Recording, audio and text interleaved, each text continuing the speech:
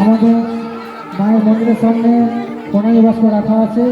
সকলকে জানাই আপনারা মুক্ত হস্তে দান করুন, যাটা আপনার পরিবারের মঙ্গলময় কামনা করে। আমাদের মন্দিরের সামনে প্রণামী বাস্ক রাখা আছে।